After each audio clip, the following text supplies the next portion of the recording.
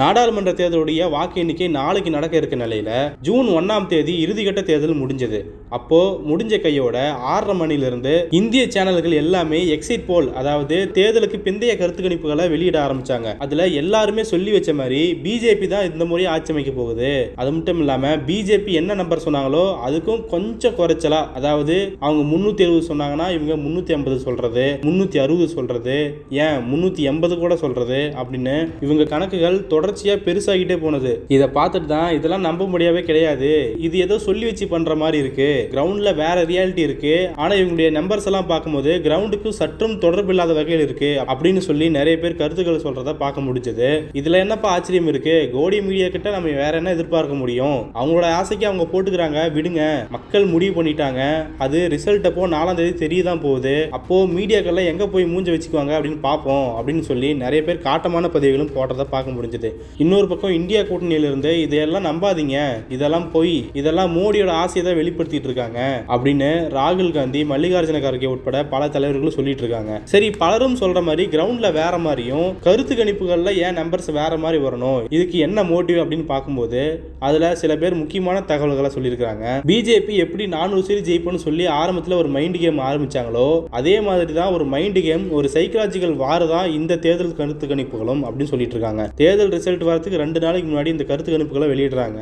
அந்த 2 நாளுக்குள்ள எதிர்கட்சியை சார்ந்து இருக்கிற பூத் ஏஜென்ட்கள், நிர்வாகிகள் எல்லாருக்கும் மத்தியிலையும் ஒரு அயற்சியை ஏற்படுத்தணும், அதாவது ஒரு சோர்வுத்தன்மையை ஏற்படுத்தணும் அப்படின்னு சொல்லி தான் இந்த நம்பர்ஸ் வெளியிடப்படுது அப்படின்னு சொல்லி சொல்றாங்க. சிம்பிளா சொல்லணும்னா, கோயம்புத்தூர்ல எப்படி அண்ணாமலை ஜெயிக்க மாட்டாருன்னு தெரிஞ்சு வாக்குப்பதிவு நடக்கும் போதே அங்க பூத் ஏஜென்ட்கள் காணாம போனாங்களோ அதே மாதிரி அதான் எக்ஸிட் போல்லே எல்லாம் சொல்லிட்டாங்களே பிஜேபி தான் ஜெயிக்க போகுது, அப்ப எதுக்கு நாம போய் வேலை பார்க்கணும், அப்ப எதுக்கு நம்ம கடினமா உழைக்கணும்னு சொல்லி எதிர்கட்சிகள் நிர்வாகிகள் சைக்கலாஜிக்கலாவே ஒரு தாக்கத்துக்கு உள்ளாவாங்க.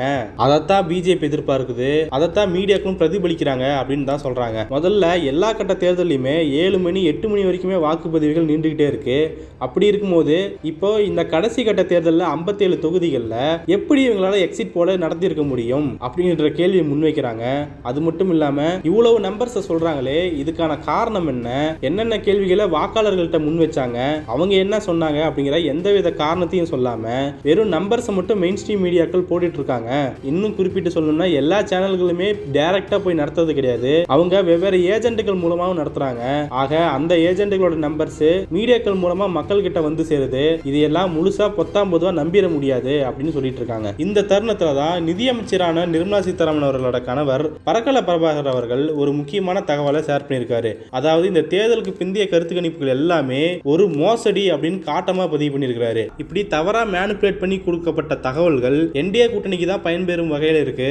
அதாவது வாக்கு எண்ணிக்கை நடத்தும் போது பிஜேபி பல தில்லுமுள்ளு வேலைகளை பண்ணும், அந்த தில்லுமுள்ளு வேலைகளை நியாயப்படுத்துறதுக்காக தான் இந்த மாதிரியான ஒரு நம்பர்ஸை வெளியிடுறாங்க அப்படின்னு சொல்லியிருக்கிறாரு. இன்னொரு விஷயம் இதுல என்ன கவனிக்கணும்னா, இந்த தேர்தல் கருத்து கணிப்புகளை வச்சுக்கிட்டு பிஜேபி ரிசல்ட் அப்போ என்ன கலவரத்தை வேணாலும் பண்ணலாம், அதுக்கு நிறைய வாய்ப்புகள் இருக்கு. கருத்து கணிப்புல எல்லாம் நம்பர்ஸ் எல்லாம் அதிகமாக வருது, இப்போ நீங்க ரிசல்ட்டை மாத்தி சொல்றீங்க இல்ல அப்படின்னு சொல்லி கலகத்தை உண்டாகிறதுக்கான வாய்ப்புகள் அதிகமா இருக்கு.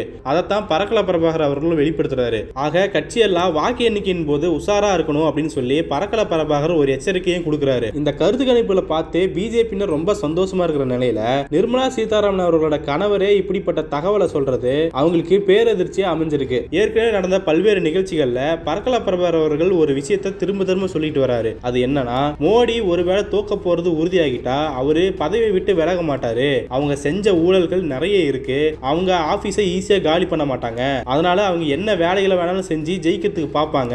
சோ கட்சியினரும் உஷாரா இருக்கணும், அதை விட தாண்டி சமூக பொறுப்புள்ள அனைவருமே உஷாரா இருக்கணும், சமூக இயக்கங்கள் உஷாரா இருக்கணும், நாம செயல்பட வேண்டிய தூரம் நிறைய இருக்குன்னு சொல்லி தொடர்ச்சியா பேசிட்டே வராரு பரக்கல பிரபாகர். ஆக ரிசல்ட்டை முன்னாடியே கணிச்சு இப்படி பிஜேபிக்கு எதிரான ஒரு ரிசல்ட் வந்தா மோடி ஆட்சி அமைக்கிறதுக்காக என்ன வேணாலும் பண்ணுவாரு அப்படின்னு கணிச்ச சமூக இயக்கங்கள், மக்கள் இயக்கங்கள் தொடர்ச்சியா அதை பத்தி கூட்டத்தை நடத்துறதும் போராட்டத்தை பண்றதும் நம்ம பார்த்துட்டு இருக்கோம். இந்த நிலைமையில இப்ப பிஜேபி இவ்வளவு தொகுதிகள் ஜெயிக்கும் அப்படின்னு தொடர்ச்சியா எல்லா மீடியாக்களும் போடுறதுன்றது அவங்களுடைய மத்தியிலையும் தாக்கத்தை ஏற்படுத்தணும் அப்படிங்கிறதுக்காக தான். மேலும் வந்த தேர்தல் கருத்து கணிப்புகள்ல பல குளறுபடிகள் இருக்கிறதையும் பார்க்க முடியுது. பொதுவா கருத்து கணிப்புகள் எல்லாமே ஒரு அனுமானத்தை தான் சொல்லக்கூடியதா இருக்குது, எக்ஸாக்ட் ரிசல்ட்டை சொல்லக்கூடியதா இருக்கிறது கிடையாது. அதுக்கு உதாரணமா பல தேர்தல் கணிப்புகளையும் பல பத்திரிகையாளர்கள் மேற்கோள் காட்டுறாங்க. குறிப்பா 2004 தேர்தலின் போது பிஜேபி தான் அறுதி பெரும்பான்மையோட ஜெயிக்கும் அப்படின்னு கருத்து கணிப்புகள் சொல்லப்பட்டாலும் அப்போ காங்கிரஸ் தான் கூட்டணியோட சேர்ந்து ஆட்சி அமைச்சது. இது போல பல உதாரணங்கள் வழிநடுக இருக்கு. பல சமயங்கள்ல இந்த கருத்து கணிப்புகள் பிஜேபி எதிராகவே திரும்பி இருக்கிறத பார்க்க முடியுது. அதனால கருத்து கணிப்பு எல்லாம் ஒரு சீரியஸ் விஷயமா நம்ம எடுத்துக்க தேவையில்லை. மேலும் மீடியாக்கள் என்னதான் எக்ஸிட் போல பண்ணாலும் அவங்களுடைய சாம்பிளே ரொம்ப கம்மியா தான் இருக்கும். ஆக அந்த சின்ன சாம்பிள் தான் ஒட்டுமொத்த நாட்டுடைய ரிசல்ட்டே தீர்மானிக்க போகுது அப்படின்னு நம்ம எதிர்பார்க்க தேவையில்லை, அதை நம்ப தேவையில்லை, அதை பத்தி பயப்பட தேவையில்லை அப்படின்னு சொல்லி பலரும் சொல்லிட்டு இருக்காங்க. உதாரணமா இந்தியா டுடே மற்றும் ஆக்சிஸ் நிறுவனம் மொத்தம் 5 லட்சம் வாக்காளர்கள் கிட்ட இந்த கருத்து கணிப்புகளை நடத்தினதா சொல்றாங்க. கிட்டத்தட்ட இந்தியா முழுக்க 90 கோடி வாக்காளர்கள் இருக்கிறாங்க. இதை கம்பேர் பண்ணும்போது சர்வே நடத்தப்பட்ட வாக்காளர்கள் எண்ணிக்கை 1% கூட இல்ல அப்படின்னு தான் சொல்லணும். ஆக இந்த மாதிரியான ஒரு நம்பர்கள் எல்லாமே குறைஞ்சபட்ச அசஸ்மெண்ட்டை வச்சு சொல்றது தான். ஆக மக்கள் யாரை தேர்ந்தெடுத்திருக்காங்க அப்படின்னு ரிசல்ட் அப்போதான் பார்க்க முடியும் அப்படின்னு தான் சொல்லிட்டு இருக்காங்க. சோ ஒட்டுமொத்தமா இந்த தேர்தல் கருத்து கணிப்புல பார்த்து மக்களும் இயக்கங்களும் சோர்வடையாம ஒர்க் பண்ணணும் அப்படிங்கிறது தான் எல்லாருடைய எதிர்பார்ப்பாகவும் இருக்கு. இன்னும் ஒரே ஒரு நாள் வெயிட் பண்ணா மக்கள் யாரை சூஸ் பண்ணியிருக்காங்க அப்படின்னு தெரிய போகுது. அதுக்கு நடுவில் இந்த மாதிரியான ஒரு நம்பர் கேம்ஸுகளுக்கு யாருமே பலியாக தேவையில்லை அப்படின்னு சொல்லி தான் நிறைய பேர் எச்சரிச்சிட்டு இருக்காங்க. அதுல பரக்கல பிரபாகரும் முக்கியமான ஒரு வார்த்தையை சொல்லி எச்சரிக்கிறாரு. இன்னும் ஒரு நாள் தான் இருக்கு. மக்கள் யாரை சூஸ் பண்ணியிருக்காங்க, யாரை ஆட்சி அமைக்க போறாங்க அப்படிங்கிறதெல்லாம் நம்ம பொறுத்திருந்து பார்க்கலாம்.